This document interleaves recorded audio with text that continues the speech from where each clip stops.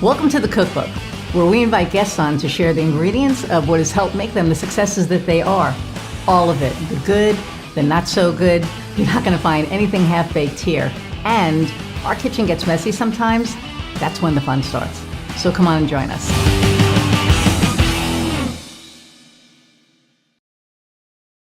Hey everybody, and welcome to another episode of The Cookbook. I'm your host, Iris Goldfeder, and oh my God, today I have like one of my new favoriteest people in the world on, if she's not like the favorite person right now of mine. And Michelle, I'm just letting you know now, get out your bottle of wine. This is not going to be safe for work. So I'm going to read her bio and bring her on. Ashley Connell, CEO and founder of Prowess Project. And again, we're going to have to, I want to know about that name, is one part fearless entrepreneur, one part fearless women's advocate, landing her thought leadership pieces in Forbes, Austin Business Journal, and at SXSW. Say that 3 times fast. You have to tell me what that is. For the first 15 years of her career, she was an award-winning tech marketer in both Austin and London. Oh, see, I didn't know that either. Okay, we're going to learn so much about her, and I'm going to learn so much about her today. Ashley's unstoppable drive to have both a career and time for family motivated her to start Prowess Project, an integrated job, training, and community platform that exists to help caregiving women return to the workforce as online business managers. The proprietary tech pairs job seekers and employers based on professional skills and behavior compatibility. To date, 70% of the trained women get hired in 3 months. That's pretty damn good. In her pretty much non-existent spare time, she enjoys walks with her baby girl and bulldog yoga. Oh no, not her bulldog yoga, and bulldog yoga and spaghetti and meatballs, and probably talking to me now. So without further ado, let's meet Ashley. Your bulldog yoga. Never once have I listened to someone read my bio and I have tears streaming down my face. I'm laughing so hard. Oh. I'm looking at it going, and her bulldog, her bulldog and yoga. Okay, we'll separate those two. Oh man, Iris, this is going to be fun. This is, and I'm just going to, one more disclaimer. So my friend Michelle, and her boss knows now. There's a thing called Bravo of the Arts here. So I was sitting at their table and Stephanie was like, "What's your podcast?" And then I told her and she said, "Oh, that's right, Michelle." I said, "Yeah, I'm sorry. She can't listen to it at work a lot." And so, they both started laughing. So that's why I gave the disclaimer for this one, because I already know where we're going. And Michelle's going to get really drunk. So my friend Michelle listens to it, every week. And I've been really, really good for like the past probably 2-3 months. So now I'm breaking my streak. Well, bottoms up, Michelle. There you bottoms go. Up.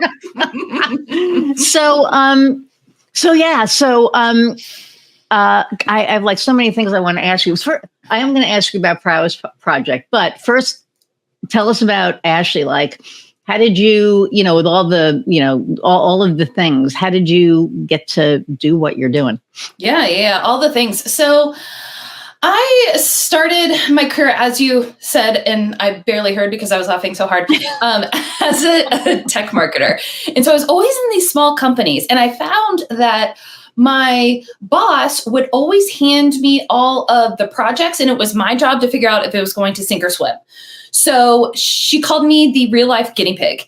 And I did this over and over and over again for all the different marketing projects, so much so that the business was opening in Europe.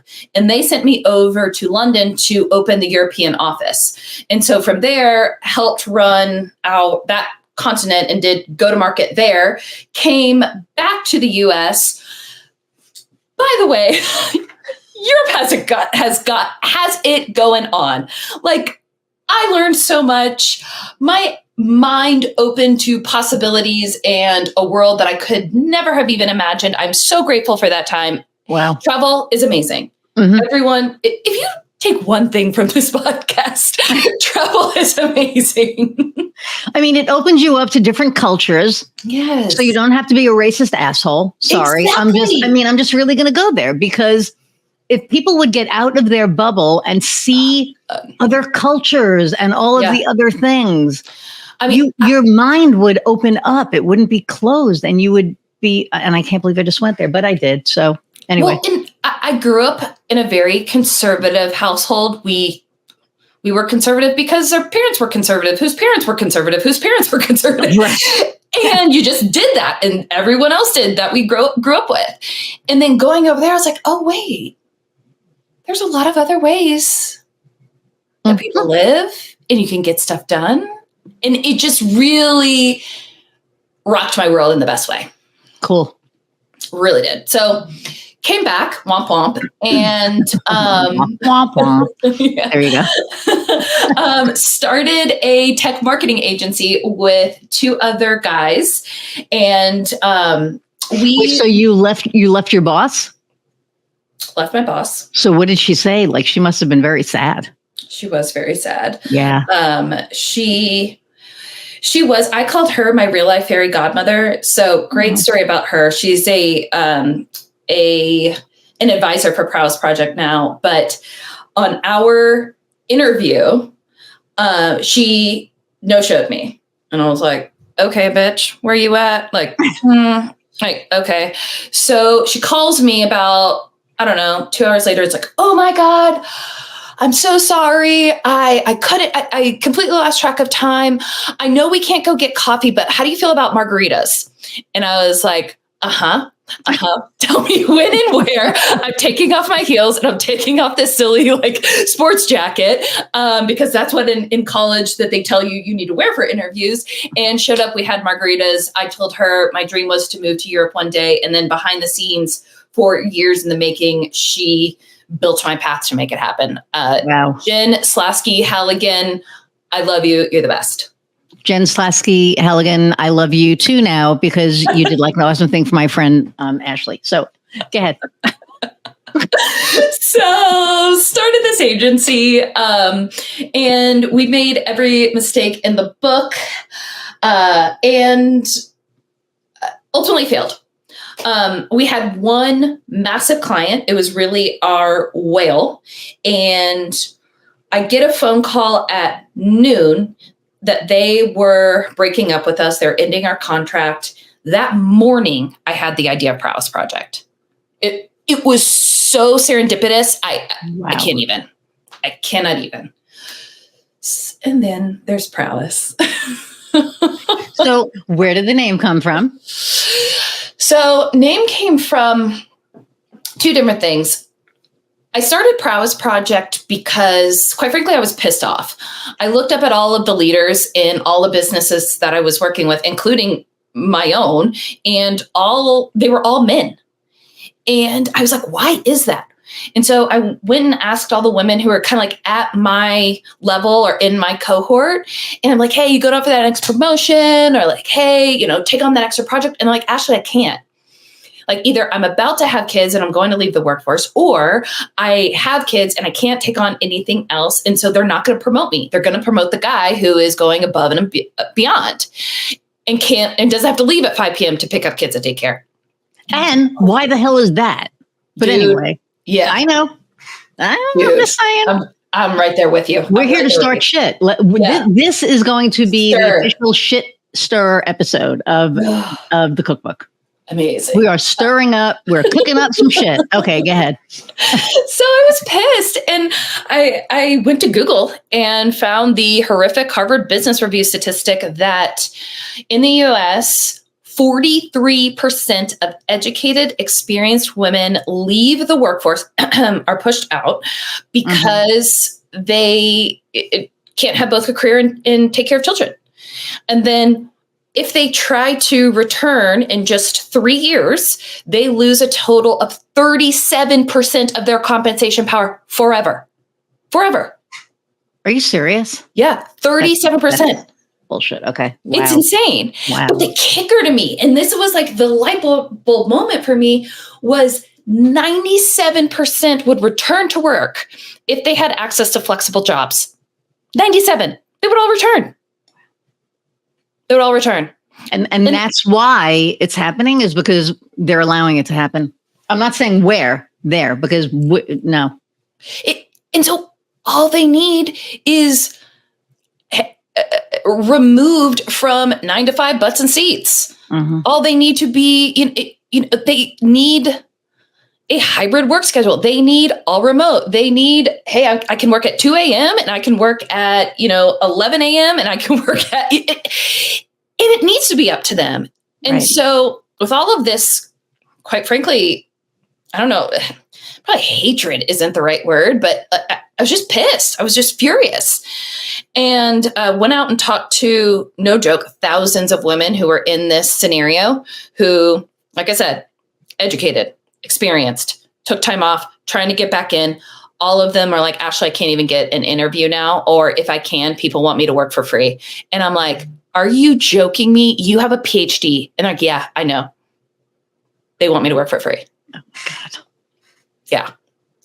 So gives you a little backstory on Prowess. Reason why we named it Prowess Project. First project, our goal is to help women in the workforce. We want the workforce to evolve around women and bring in some of that feminine energy and strength that is so needed and will help us as a whole.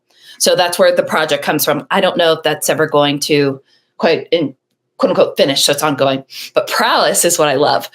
That's prowess. what I was, yeah. The first definition of prowess is a skill or a talent. The second definition of prowess is bravery in battle.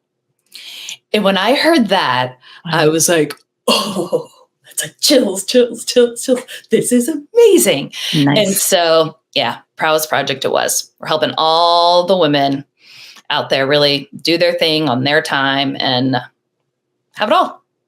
See, and I think the thing that kills me with it, so, I mean, I have a wife, so it's a little bit, probably different because, we can't really, it doesn't matter who stays home or whatever, because right. It's the same thing, right? But for the hetero families, sure, where there is a male and a female partner, why the hell can't, why does everything have to fall on the woman? I mean, I'm going to get on the soapbox here because that to me it's bullshit. I mean, we have to worry about, the man's career, I'm going to drop it first, fuck it. It's not fair. What about your wife's career? Why does it have to be about you? I just started watching the show with Brie Larson. Like we watched the first episode. Yes. Right? Chemistry, physics, something in chemistry, something with, oh my God, I have to Google it. Okay. Brie Larson, I love you. Yes. So, but lessons in chemistry, I think. That's it. I love it. Yes. And, she's clearly something, like I only watched the first episode, so I have no idea, but I can, just from all of their foreshadowing, I could pretty much tell what happened. But the way that they were treated in the 50s, and here's this clearly brilliant woman. Right. And they're like, honey, get me a coffee. What? Mm-hmm. Honey, while you're there, get me a coffee. Oh, and if you ever do this again, if you ever make me look bad again, you're fired. Hey, asshole, how about maybe stop making yourself look bad? But that's like a whole, like, even when I was, and every time I say corporate, they're like, no, don't make corporate a dirty word. It's not, corporate is needed for a reason, but there is a male hierarchy in there and they can be assholes. Well, it is. I mean, female, anybody in a position of power, right, can be an asshole. But I think that at the end of the day, when you have bosses and not leaders, that's where the problem is. And I think now there are more leaders than there were, to be fair. Because people are becoming aware of it. That's why there's executive coaches and all that stuff, right? To coach them. But if they don't get coached and they still have that mindset that, well, I'm your boss and you're going to do what I tell you. Nah. Well, and you know what the difference is? It's empathy. 100% it is empathy. That's why we need a matriarchy and not a patriarchy. Oh, did you know that female CEOs have 18% more revenue on average than male CEOs? I believe it.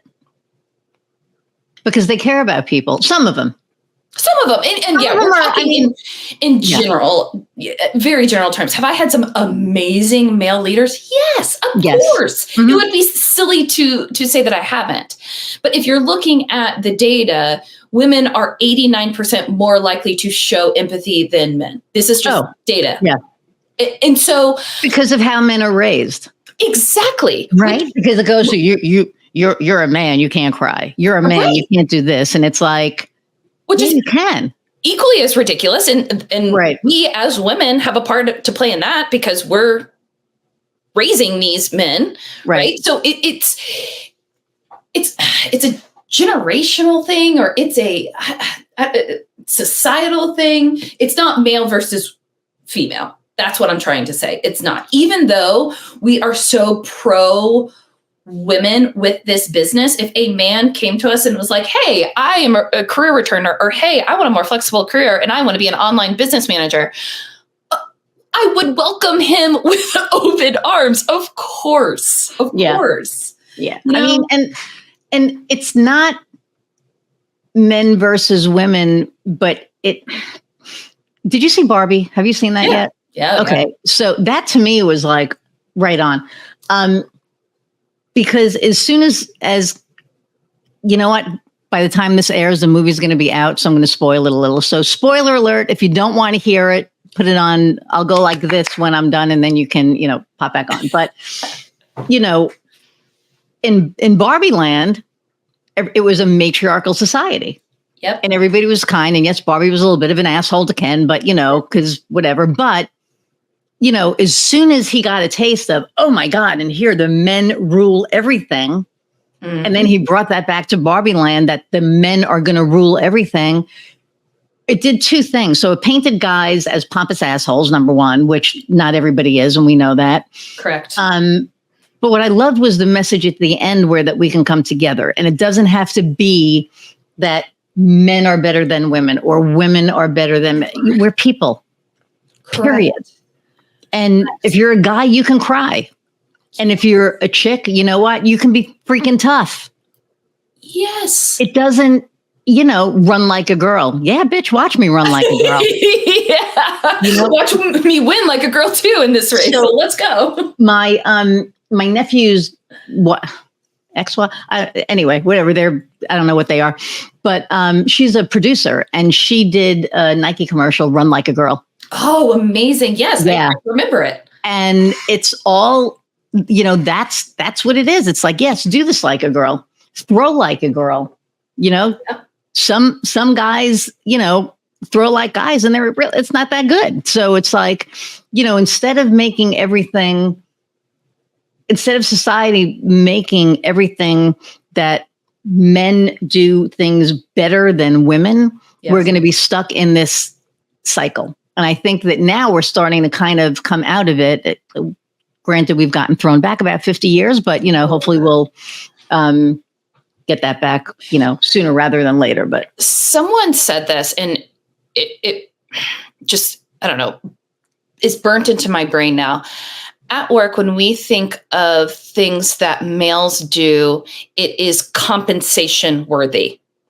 When we think of things that typically women do, it is compliment worthy. So, wow. Yeah. Yeah. So when you think about it, oh, she was so nice in the meeting. She was really making sure that, so-and-so was heard. Thank you, Susie. But a typical masculine trait would be to, and I say dominate the meeting, and I don't mean it in a bad way. I just mean speak up and share ideas and all of that. Mm-hmm. They're looked as leaning forward and, they're on the partner track, right? Right. And they get compensated for it. And as soon as I heard that, I was like, wow. Oh my gosh. And again, it's not male or female. It's almost like masculine traits versus feminine traits. But anyway, it's wild. Yeah. It's wild. And I think that like where you just said, oh, Susie, that was very, wonderful, whatever. What stopped him from saying, hey, Susie, that was really powerful? Totally.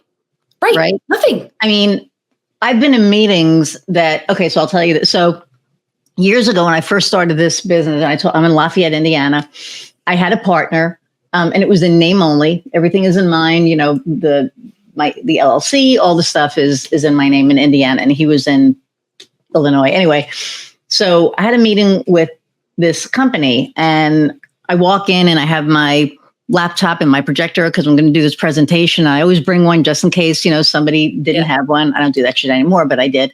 And I'm setting everything up, and he goes, "Hey, so when's the owner going to get here?" And I said, "I am the owner. I mean, you know this." And he goes, "Yeah, but you have a male partner. So, when's he getting here?" And I went, "He's not.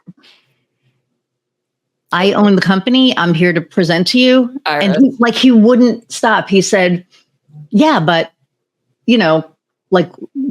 basically, when's the guy going to get here?" So his partner was looking at him like, "Dude, shut up." Like he's literally, and then he finally mouthed, "Shut the fuck up." And I looked at him, and then he goes, "Oh, honey, calm down." And I went, and I'm like plugging my thing in, right? And I went, "He did not just call me honey." And I said, "Honey?" And his partner was like, and I can't say his name because people listening will know who it is, but his partner was like, "Seriously, like, do you hear yourself?" And he goes, "Come on." And he fucking walked up to me and put his arm around me and said, "Honey, don't get your panties in a bunch." And I said, "Get your fucking hands off of me." And I got, out from under him. And I said, "You condescending asshole. Yes. This is done." So I unplugged everything and I said, "I'm really sorry. This is absolutely not going to work." So I leave. So I call my partner and I said, "Yeah, we're not getting the account because the guy's a complete dick and, whatever." Yeah. So his partner calls me like 4 hours later and he's like, I am so sorry. Yeah. I don't even know what to say. We really, really want to work with you and you don't have to deal with him. You'll only have to deal with me." And I said, "No." Yeah. And he said, "Why?" I said, "Because if you, God forbid, I'm not wishing you on this, but if you get hit by a bus tomorrow, I'm stuck with him." And no. And at the end of the day, by being associated with him, right, he is saying that behavior is okay, whether or not he believes that personally. Right. And I wasn't even looking at it like that. I was literally looking at it. If he gets hit by a bus, I'm stuck with the asshole. I didn't even. I just didn't even look at it like that. But you're 100% right.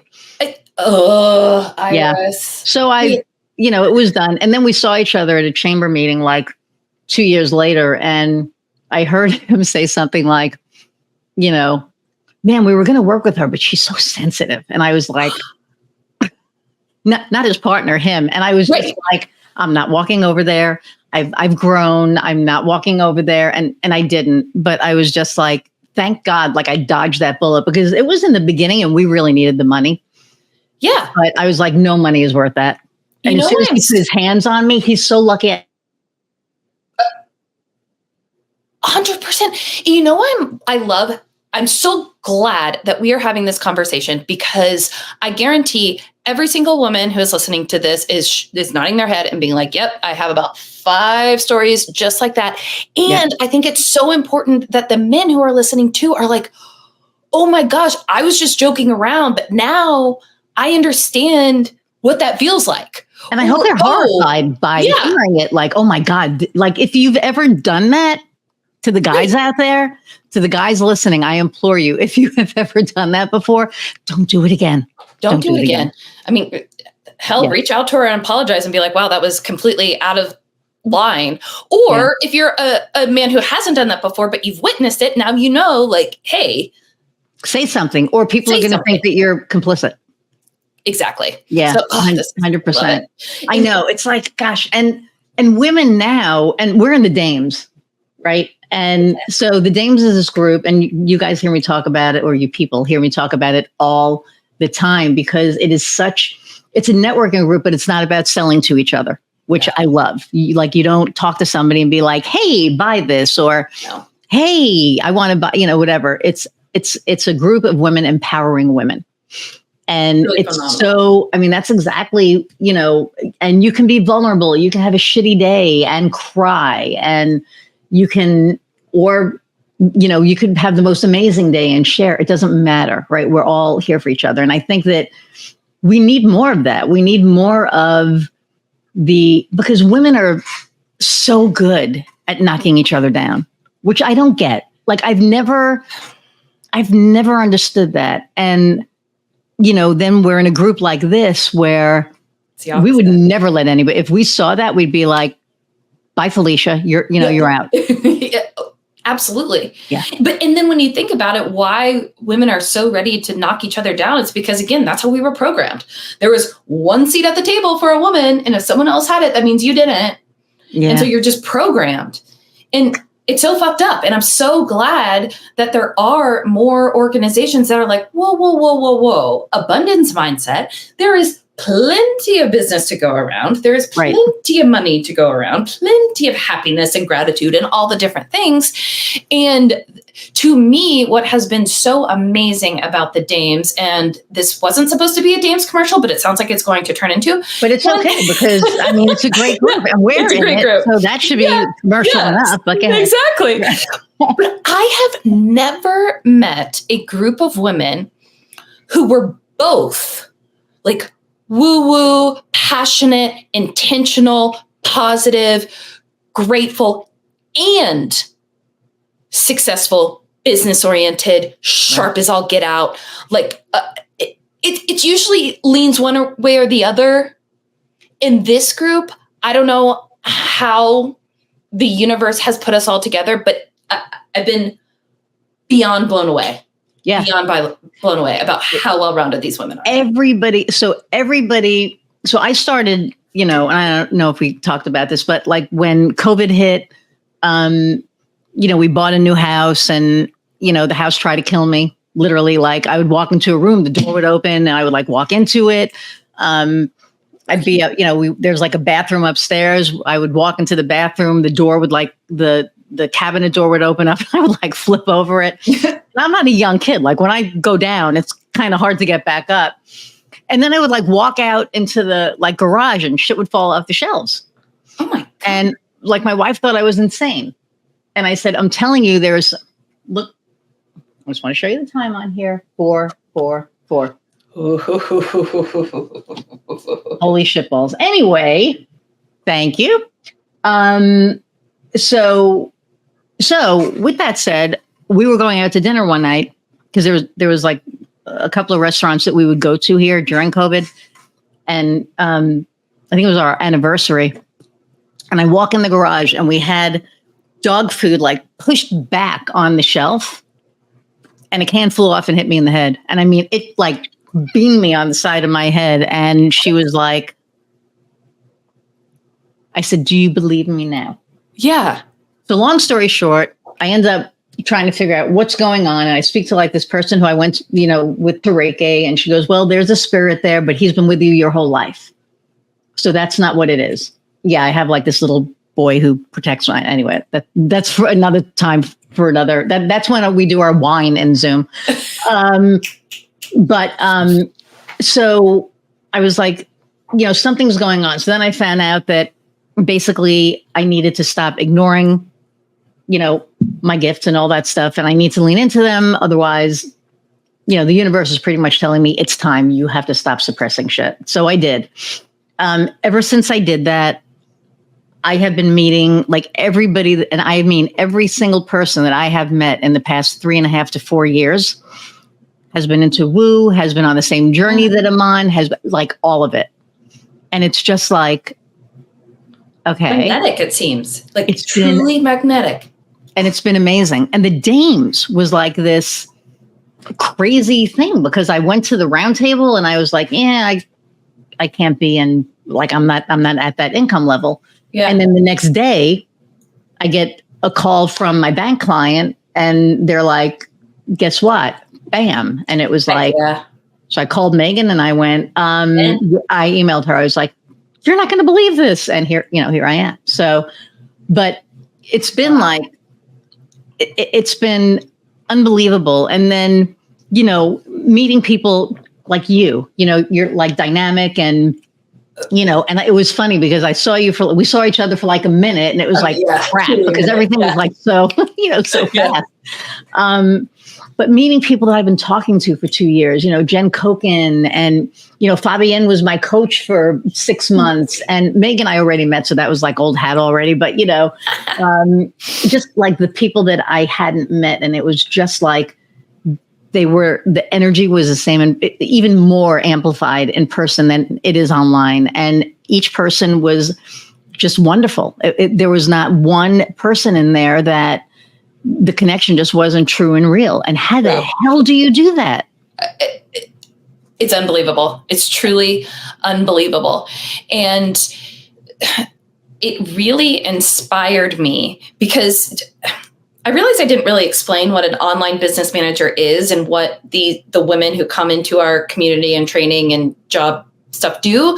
So just like there are CEOs out there who are visionaries and love to coach and speak and do their craft, there's also what's called an integrator. And that's the person who takes all the amazing ideas that the CEOs have and the visionaries have, and they make it all happen. So they are doing the systems, they're doing the implementation, they're doing the technology to make it faster. They're looking at all of the financials. They're doing project management. They're managing the team. While again, the visionaries out there go doing her own thing. The integrator is what we call online business managers. And I'm tying this back because I know that we can create our own version of community just like the Dames have, but where the Dames is for these visionaries, we can create it for these integrators so that you can have such a compatible, strong, powerful pair of the idea person and the get shit done person. Wow. That is awesome. So let's talk about online business managers and how you ladies, help CEOs. Well, what was amazing about this is in my, 1,000 conversations with women returning to the workforce, what I heard from almost all of them was, Ashley, the reason why I have such a hard time getting back in is because I have a patchwork quilt background. I'm like, tell me more. And they're like, I've done some sales, some operations, some tech, some marketing. And so someone looks at my resume, a recruiter, and they're like, well, this isn't a career path. And then, so they're telling me all of this, plus all of the empathy and emotional intelligence and teamwork and all of that they had by being a caregiver. It makes the perfect OBM. Because you have to understand the entire business. You have to have flexing communication skills because you're talking to everyone and need to make everyone work together. Right. It was just, again, another light bulb moment that I had that was just amazing. So really, that's what these women do. They are the right hand, the thought partner for the CEOs. That's amazing. And CEOs need that. I mean, when I get to like a certain, level, I'm calling you because I really mean it. I get stuck, not in the everyday, I have a VA for that, but there's only so much that, she can do. And then, I work with contractors, so I pretty much farm a lot of this stuff out, but I have to manage the project. I have to keep everything organized. I have to keep myself organized, which, oh my God, that's like a whole nother story. And then when I do come up with an idea or I'm like, oh my God, I have nobody to bounce it off of to implement it, right? And so I see the value in it, like 1,000%. Well, in Iris, like, you need to be out speaking. You need to be out sharing your gift. I mean, you're so fun. You're so, like, it's so I promise I didn't pay her to say this yet, but go ahead. And so like, whether it's an OBM or, business partner, whomever, I would love to see you just doing that. I'm sure you're a great project manager too. I'm sure you're good at that, but I don't know if that's really where your passion lies. And so it's weird. It kind of, so I like puzzles. Oh, interesting. I love puzzles. And this to me is a puzzle. Somebody needs a website. Somebody needs support. Somebody needs this. So I kind of get to go, ooh, I can move this here, like Tetris, right? How do I make this fit? Usually I don't have like the deadline of 10 seconds where it's like, I have to make this fit now. I can give myself a little bit of time. But, I do enjoy that. And one of the things I was thinking of was, because I do enjoy speaking as well. So I'm probably going to do that and keep this going. And I'm trying to see what that looks like for next year. But I know that, I'm under a non-compete right now, and I have no problem saying that.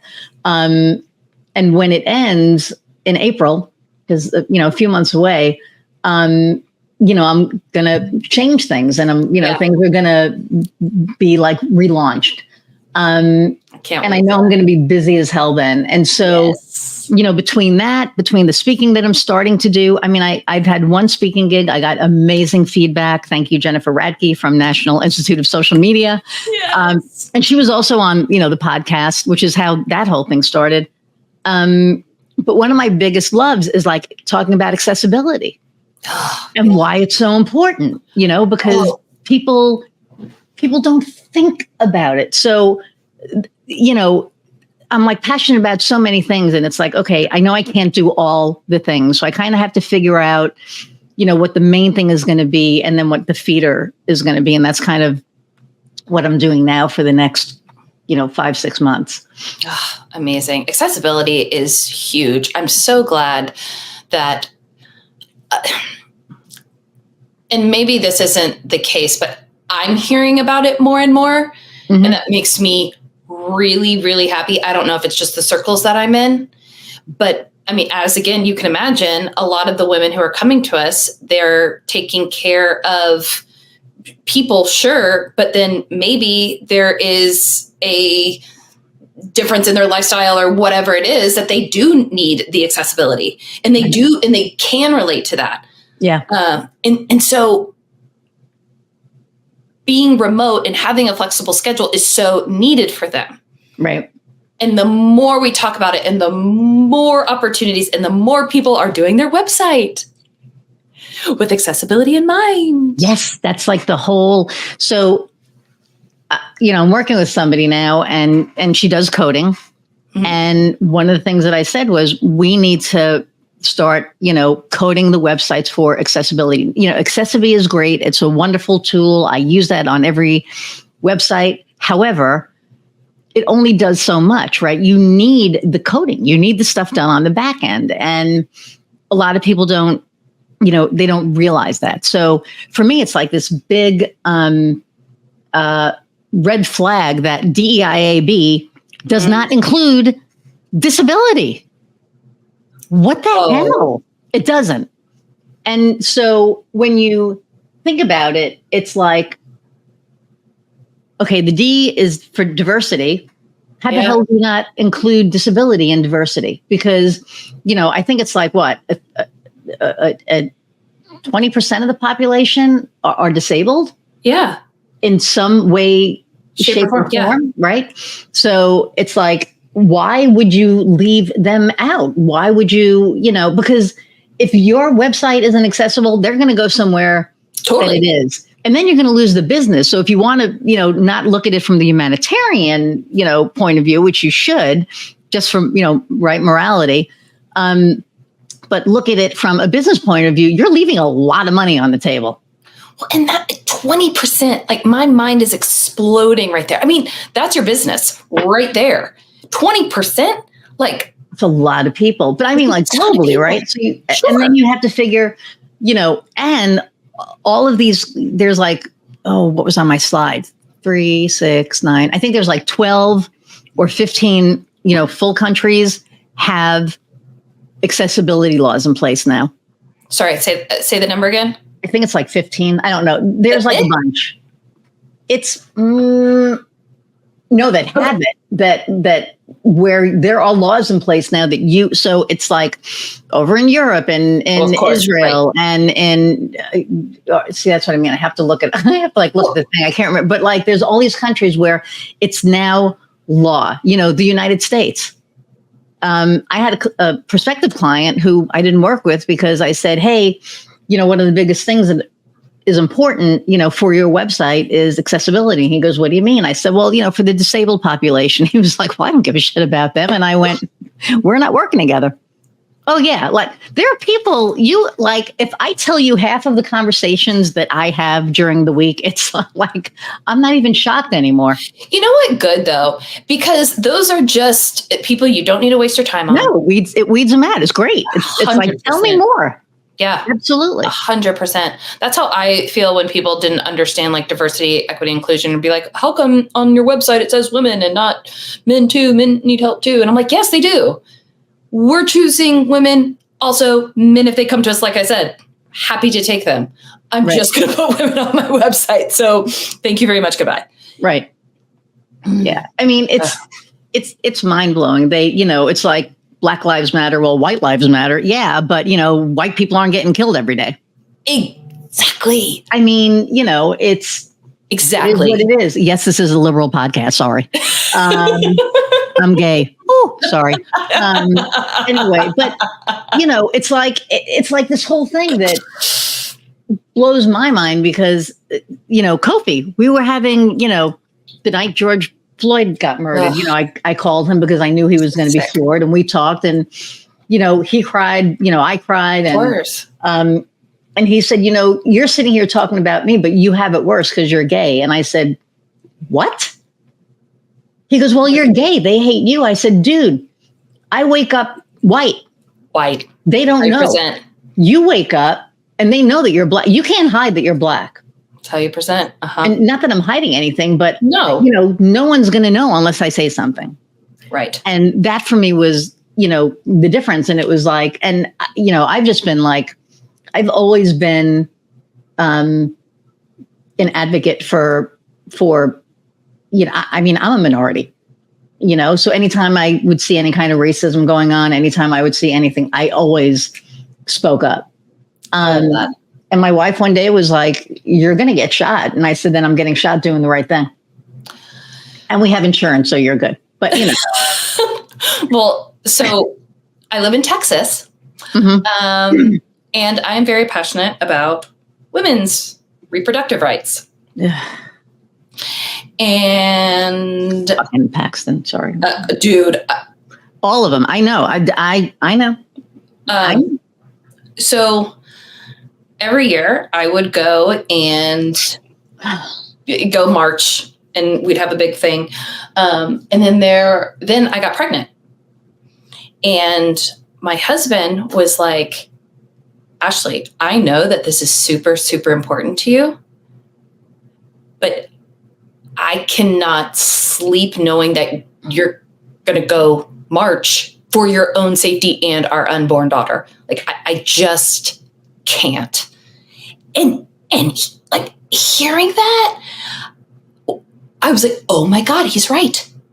I think that's why I like him sharing that. That's him being vulnerable, and I appreciate it.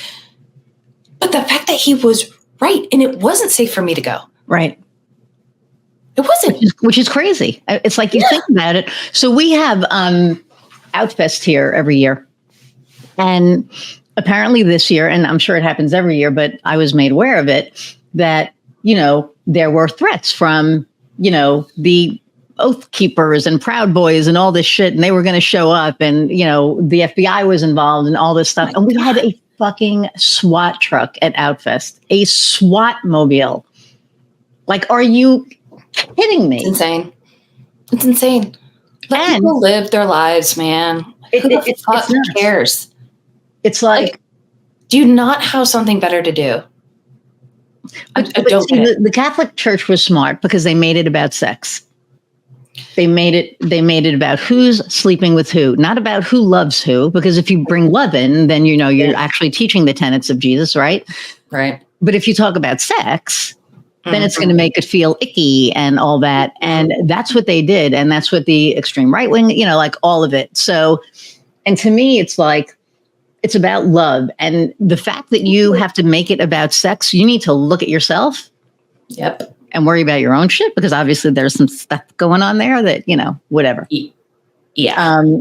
But anyway, I'm going to bring it back around to entrepreneurship because, this is, although here's the thing, when you're an entrepreneur, you get to choose who you work with and who you don't.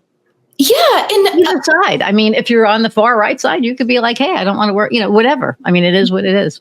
Well, you get to select the people, but then you also get to select the causes. Like I deeply cared about gender equality. So I built a business to help gender equality. You deeply care about accessibility. You choose to have those services and help people make their websites and all their different things accessible. Like that is the power of entrepreneurship for me. Yep.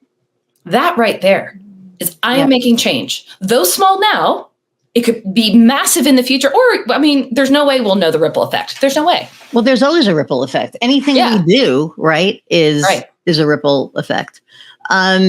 So people are out there listening, you know, who want to become entrepreneurs. You know, what advice would you have for somebody who's thinking about becoming an entrepreneur? Oh God, go do it. Do it yesterday.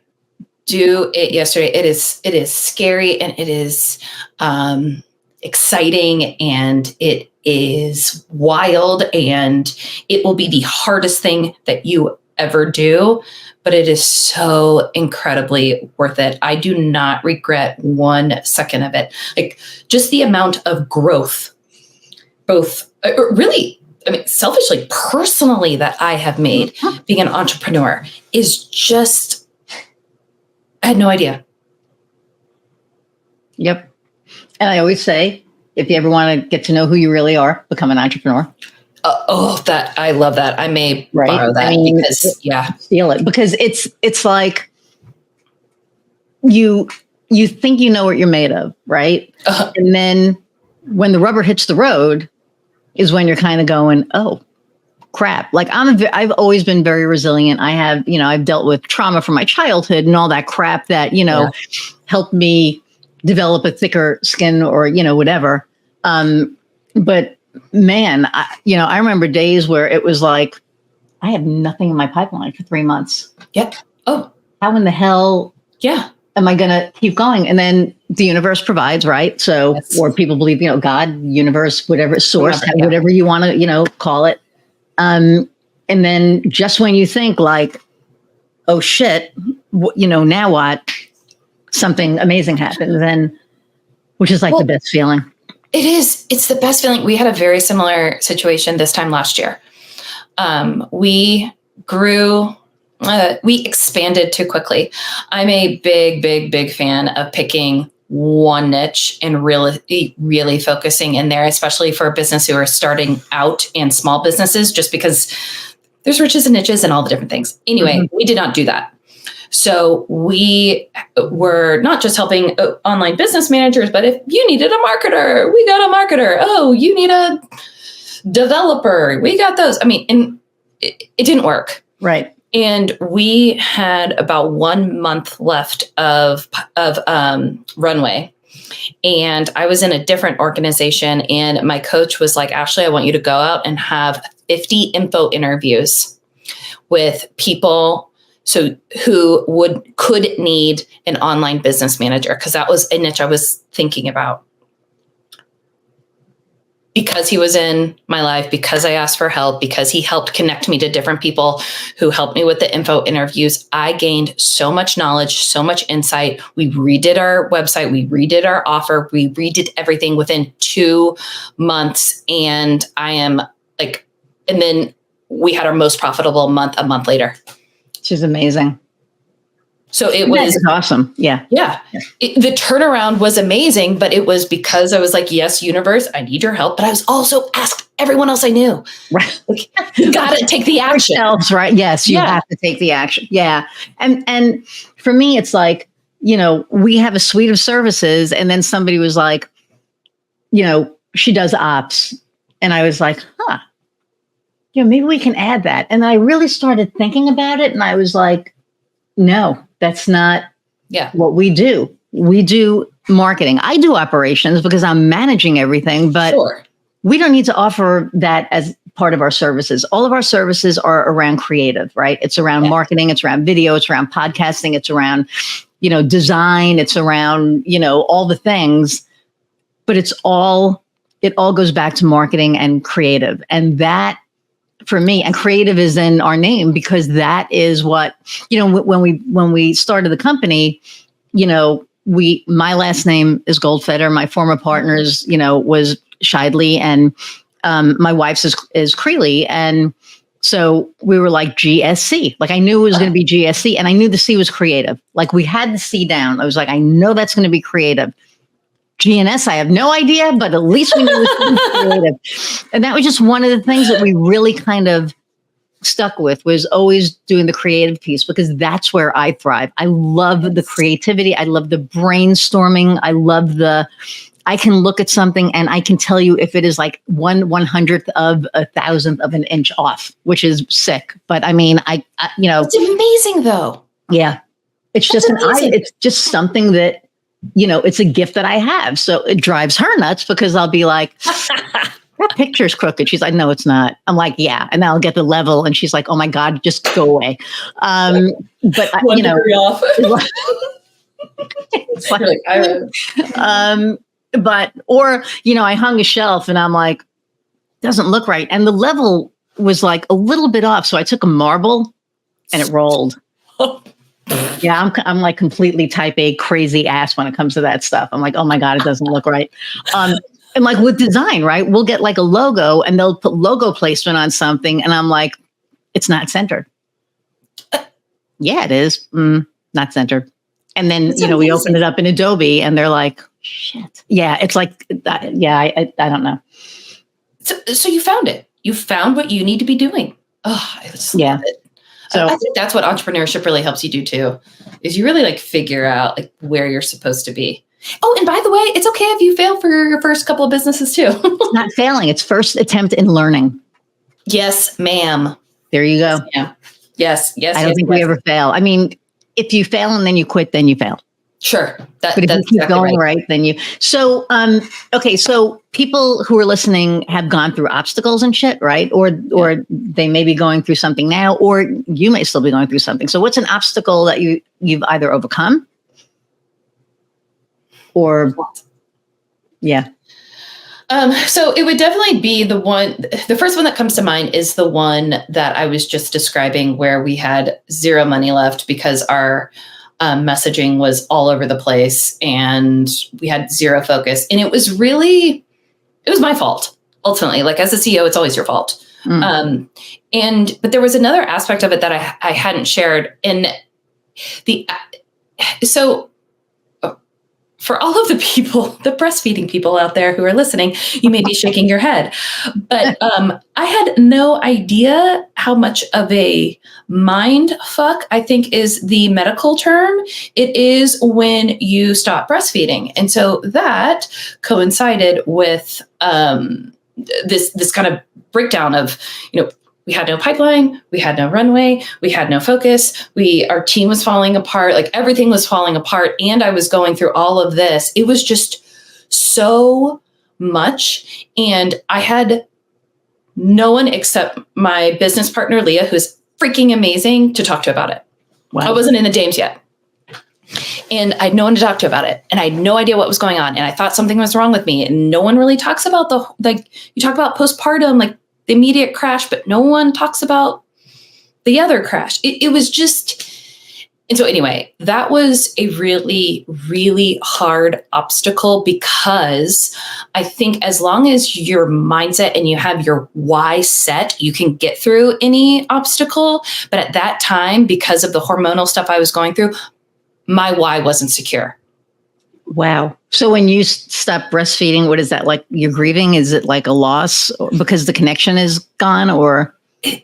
I guess, but it's more biological than even emotional. Like I didn't feel like I was grieving. It was more that my hormones were just up and down, up and down, up and down, because it's trying to stop like producing, and then it's confused. Okay. And again, I don't really know. So that was even more confusing, because I wasn't having the feelings of grief, like the emotional feelings, but I was having the physical thoughts and the physical feelings of it. It was very bizarre. Wow. So bizarre. See, we didn't have kids, so I don't, understand. Like, yeah, I can't empathize with that. I can sympathize with it, but I can't, but in my brain, logically, I can see where there's literally not a connection anymore. And I didn't realize that your body, when you stops producing. I thought that it just, I don't know. It was like, okay, it's done. So there. Yeah, well, to be honest, I thought so too. It was my first kid, so I had no idea what was going on. I just thought it was like, meh, like, wow, weaning out. No, it was very, very hard for me, very hard. And so again, if your why is there, and if you have people around you who are reminding you of your why, you're solid. There's nothing that you can't handle. If your why is not there anymore, that's what you really have to figure out. Why is it the why? Is it something else that's going on in your life? Do you not care about this thing anymore? Are you changing? Are you growing? Whatever that is. Right.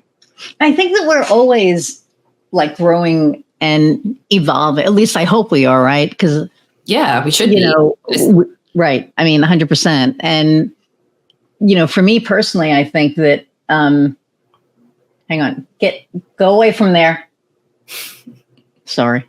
We have the woods back there, but we have 2 cattle fences up because that's like a whole nother story. And there's like a squirrel in between the two cattle fences. And my dog is trying to figure out how to get over the one fence. And I'm like, no, but now they're coming in. Anyway, so I think that for me personally in my journey, I think, again, I'm just going to go back to the Dames. Yeah. We wouldn't have met if it wasn't for the Dames, right? There's just like when you have a support system, and I have a pretty good support system here. Like, my friend Michelle that I always talk about, we laugh because she's like my muse and my brainstormer. So when we started the podcast, the day before the first episode, I had like a mini meltdown because I'm like, I have no way to end it. I don't know what I don't know what to say when I end it. So I call her and she sent me a text back and I'm like, 911, this is important. So she calls me and she's like, what friend? And I said, where are you? And she goes, in my garage. I'm like, okay, so here's what's going on. And I told her and we worked it out and I was like, okay, I figured it out. But, having that, like if I didn't have that, right, I would have been like you could have put me away at that point because I was so like freaking out about doing the podcast in the first place. Yep. And then B, not having, because I started like listening because I really didn't listen to podcasts before, like maybe 1 or 2, and but then it was like listening to it for ideas, and everybody always had some kind of, an outro. So, but so she was helpful with that. But, I have friends, and then there are other people that, and this was the other piece, right? It doesn't have to be competitive. It can be collaborative. No. Yes. And people don't get that. I know. And I don't understand why, I don't understand why there is so much abundance out there. And quite frankly, even if me and someone else do the exact same thing, we're going to deliver it in different ways and you're going to select the person. Exactly. You may not like me and that's cool. Right. Although I don't know who wouldn't like you, but there are quite a few. I'm there with you. So, but you're right. It's like, and I spoke to a few people and it was like, hey, we should probably collaborate and talk because if there's somebody who's not right for me, if there's somebody who's not right for you, maybe they could be right for each of us. Exactly. It's like, no, you're going to steal my clients. And it's like, I don't want your client, especially the client base that you're going after. I promise I don't want them, and it was just like when I first started it, a friend of mine who has her own business here, and I'm not going to mention names, but I was so excited that I was going to do this on my own. Yeah. And so I called and I said, hey, I just wanted to let you know that I'm super excited. I'm starting like my own little, marketing thing. And she was really quiet. And I'm like, why are you quiet? And she's like, well, now we're competition. And I said, what are you talking about? Well, you're going to take everything that I taught you. Number one, you didn't teach me everything. there were some things that, yes, I did learn from her, but she didn't teach me everything that, I knew. Yeah. And you're going to use that to take my clients. And I went, wow. And I said to her, how about Iris? That is so great. I am so happy for you. Let me know What I can do. what I can do. Maybe we can collaborate. But okay, I get it. You know what? I'm sorry. And we haven't talked since. And that's 10 years. And we'll see each other once in a while and be like, hey, but that's so it's silly. sad. It's like so silly. It's just, it's so draining and not worth it. It's just, so all of this is reminding me of this book that I really like, but do you have those books where you're, I don't know, 4/5 of the way done and you just like can't make yourself finish? Yes. Anyway, that's this book for me. It is called Who Not How. Have you heard of it? Oh, no. So it's basically what we're talking about, how it's so important to look at your business don't worry about how you get something done, but who do you know that can get it done? And that's really their zone of genius, and partner with them, pair with them, hire them, whatever it is, so that you deliver a better end result. And so this one example is so good, I thought. So these two women, one of them was writing a biography about her aunt or grandma or something. And someone else was also writing that biography on that woman's aunt. And the other woman was a published author and a professional researcher and has done this a million times over. And the woman who it was her aunt, it was a passion project, but because it was a passion project, it kept falling on the wayside. And she started getting so competitive, like, oh my God, she's going to write the biography before me, the other woman. And she stopped. And the author of the book was like, spoke with her and was like, you need to partner. You're not getting this done. You can share all the touchy-feely personal aspect of your grandmother's life, and this other woman can come in with all of her research prowess, but I'm sure, and really make a knockout product and co-author it. And that example was so brilliant to me. I was like, yes. That's how we need to be thinking about life. That's how we think about business. Point blank. Yeah. I mean, I think that when you find people that compliment you, right? Yeah. With an E, it can be really powerful. It's like, we do two different things, but I am sure somewhere that there is a way for there to be collaboration. Like I know it. So, but people don't think of it that way. And I think anytime I meet somebody, I think of who I can introduce them to. Yes. And I've been lackadaisical on that lately, but who I can introduce them to. Is there a fit with, us? Yes. Right. And if there's, not a fit with us, how can I help you? Like, those are the things that go through my brain. Like, I never think of, oh my God, you do the same thing as me. So we can never talk, because if we talk, then somebody that I know is going to be like, oh, wow, maybe she's better than her. And what is that even? Like, I can't anymore. It's crazy. Insane. And I love that you brought up being complimentary. So first 3 years of the business, which I have a ton of wounds that I could really openly share about that. Wine and Zoom. Yeah. We built our matching technology. So when we match our OBMs with our CEOs, we looked at all of the behavior science of what makes a good match between the visionary mindset and work style and the integrator mindset and work style. So we built this technology that's like LinkedIn meets eHarmony. And it's fascinating. It's fascinating when you really just look at the data of what makes two different people tick, and how they have to have just enough in common and just enough not in common to work seamlessly together. Wow. Do you know Allison O'Brien?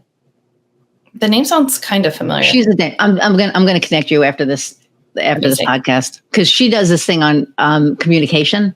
Ooh. She does like a communication assessment, and anyway. See what I mean? It's like, look at you.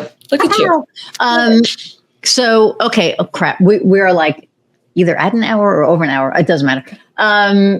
Kofi's like, where we over? Shake, yes. Are we on? Because I know we started late. So he's like, whatever. Okay. So, okay. So what is your differentiator? Like, if there are other people out there that are kind of doing what you're doing, what makes you different besides you being amazing you? So I'm just saying. Go ahead. I'll when starting Prowess, Leah and I sat down and we're like, if we're going to do this, we are going to be super intentional about it. And what that means to us is exactly what I just described in our matching technology. We're not going to say, hey, you need a marketer who uses Kajabi. Here is your marketer who uses Kajabi. No, that does not make a good work relationship, team partnership. No, that is why we spent so much time really figuring out what makes people tick and what makes people compatible in working together. And because we use so much data with that, and because we had this deep mission to help caregivers, we see that people come to us for one reason and stay with us for the other. So they love how quickly they can get vetted online business managers who match directly to them. And then they hear about the mission and they're like, oh, hell yeah. Or vice versa. There you go. So, and where can people find you? prowessproject.com, or we're at Prowess Project on all the socials, all the things.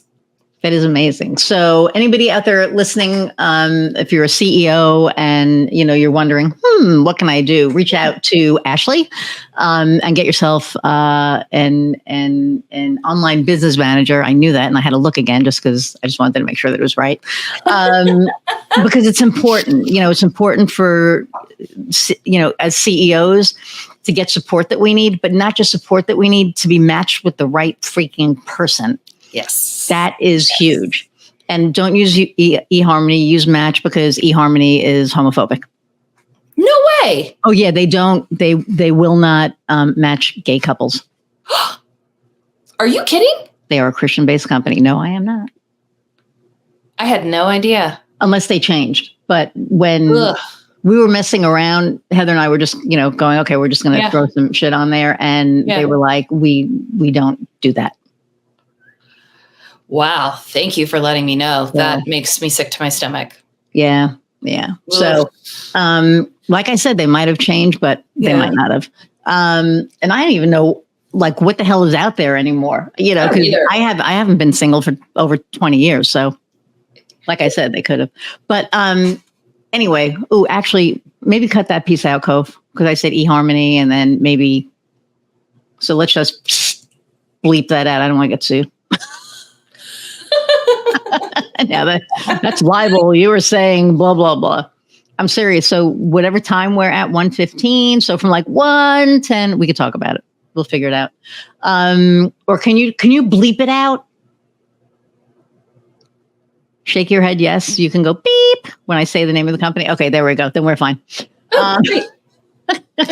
Just, Amazing. So, all right. Well, thank you so much. So Annie Ruggles said to my wife, I am in love with your wife in a completely non-sexual platonic way. And that is how I feel about you. I am madly in love with you in a completely non-threatening platonic way. You are just like amazing. You're my fucking spirit animal. And I think we're going to be like friends for life. So you have no idea how big of a compliment that is. Like, I'm going to be walking on like clouds for the rest of the day. Thank you. Your husband. I had a lesbian tell me that she was in love with me in a completely platonic, non-threatening, creepy way.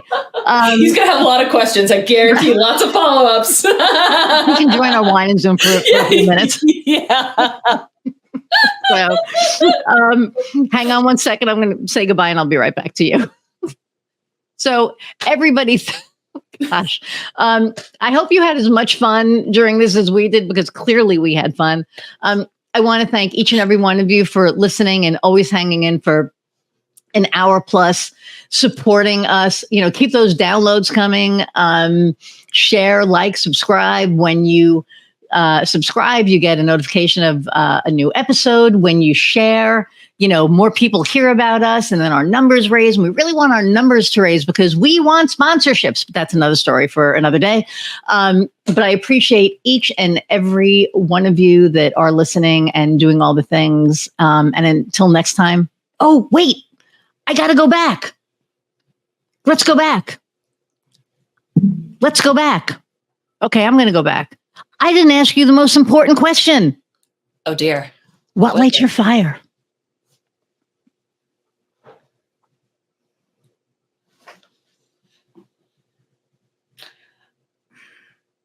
Personal, professional, whatever. In not like the varsity blues, like a high school type way, I am the ultimate cheerleader. I absolutely love helping people realize, like, holy fuck, you're amazing. I love doing that. If I could do that all day, every day, I would. That's what lights my fire. Awesome. That's amazing. Okay, now I'm going to go back to saying goodbye.